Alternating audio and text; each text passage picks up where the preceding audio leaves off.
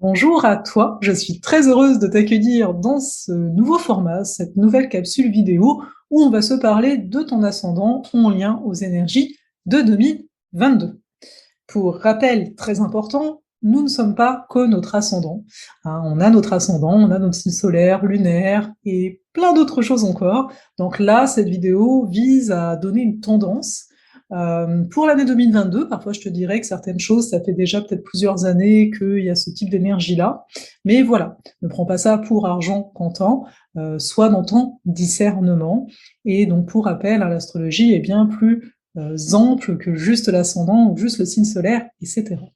Si tu n'es pas sûr de ton ascendant, je t'invite à regarder ma vidéo Le triangle d'incarnation. Je te mets le lien dans le commentaire. C'est une vidéo gratuite où je te parle de ton signe ascendant, de ton signe solaire, de ton signe lunaire, et surtout, ça va te permettre de chercher, de créer ta carte du ciel et donc d'en savoir un petit peu plus sur toi. Sans plus tarder, on va commencer cette capsule. Bonjour à toi, si tu es ici, c'est que tu es ascendant Balance. On va regarder ce que les énergies 2022 te réservent. Déjà, dans un premier temps, on a Jupiter qui est en Poisson depuis le 29 décembre, et il va y rester jusqu'à avril inclus, à quelque chose près. Donc ça veut dire que chez toi, il se situe en maison 6. Donc ça vient t'offrir des opportunités de vivre ton quotidien différemment. Ça te donne aussi peut-être le goût d'apprendre de nouvelles choses, d'instaurer de nouvelles habitudes, etc. À partir de mai jusqu'à septembre, il va passer en bélier. Donc chez toi, ça veut dire qu'il va passer en maison 7. Donc il se pourrait bien que tu aies des opportunités au niveau tout ce qui est contrat, d'engagement. Est-ce que si tu écris un contrat avec un éditeur, par exemple, est-ce que c'est simplement que tu reconnais toi-même certains liens, certaines relations? Donc c'est fort possible dans ce sens-là. À partir d'octobre, il revient en Poisson jusqu'à décembre.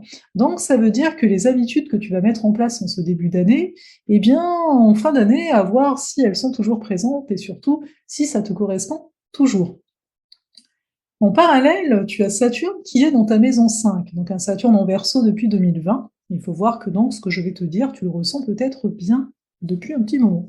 Donc à Saturne en 5, on peut, pour certains, sentir que on manque de plaisir, on manque d'activités qui nous font du bien.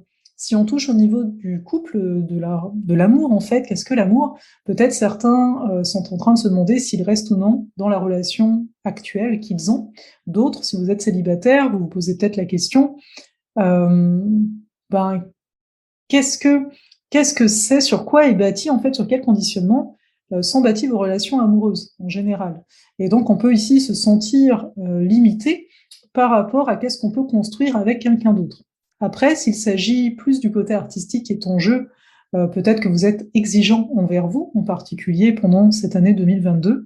Et enfin, si ça touche les enfants, bah, il y a peut-être des choses à cadrer, des choses à replacer, une nouvelle position à avoir.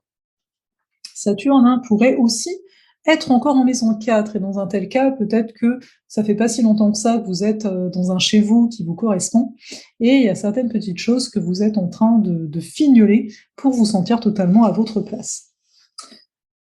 Là, c'est des planètes quand même pas mal rapides, hein, Jupiter, Saturne, par rapport à ce qui s'en vient. À savoir qu'Uranus, hein, en Taureau depuis plusieurs années, ça fait peut-être donc déjà 3-4 ans qu'il est dans votre maison 8.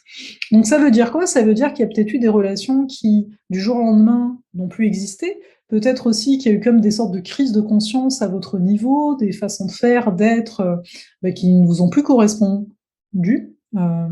Et donc vous avez arrêté tout ça. Peut-être qu'Uranus est aussi en 7, dans un tel cas, ça apporte beaucoup de rencontres, que ce soit sentimentalement ou que ce soit juste affectivement, hein. On a envie, on est intéressé par des gens qui nous sortent de notre cadre habituel. En fait, avec un Uranus en 7, ça apporte un autre regard sur le couple également, et en 8, ça apporte un autre regard sur les problématiques que vous pouviez avoir jusqu'à maintenant. Également, il y a Neptune en maison 6, hein, Neptune en Poisson qui est rejoint à partir d'avril par Jupiter. Donc peut-être ça fait déjà pas mal d'années où voilà, vous allez d'un bord puis d'un autre, mais vous n'êtes pas très convaincu de votre quotidien, vous n'êtes pas très convaincu du chemin que vous avez emprunté, mais en même temps, Neptune peut vous apporter beaucoup d'inspiration. Donc ce sera vécu différemment. Pour certains, un Neptune en 6 Oui, on se sent un peu perdu, pour d'autres, c'est, je me laisse un peu guider et par la vie et je vais bien avec ça. Mais on peut se dire qu'en avril, il y aura quelque chose qui va venir vous guider en particulier. Voilà. Enfin, Pluton, il se situe dans votre maison 4 et dans un tel cas, il y a une remise en question des racines, du foyer.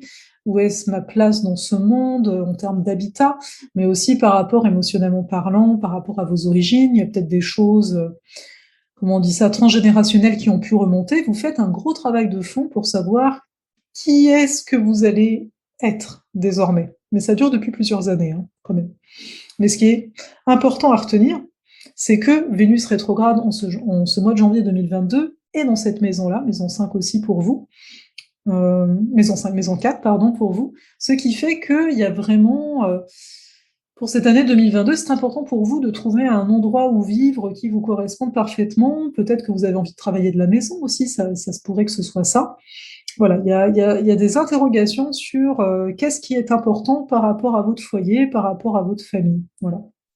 Voilà pour ça, voilà pour votre année 2022, qui est une année finalement où, vous êtes en train de naître à vous-même d'une certaine façon et en même temps où il y a beaucoup d'ajustements à faire par rapport à votre relationnel et à votre quotidien. Là-dessus, je vais vous souhaiter une très belle année 2022. Si ça vous avez le goût, d'accentuer que veut dire l'ascendant Balance en ma compagnie, sachez que le dimanche 23 janvier, je propose un atelier sur l'ascendant, donc vous êtes les bienvenus, je vous mets le lien et là-dessus, je vais vous souhaiter encore une fois une belle année 2022.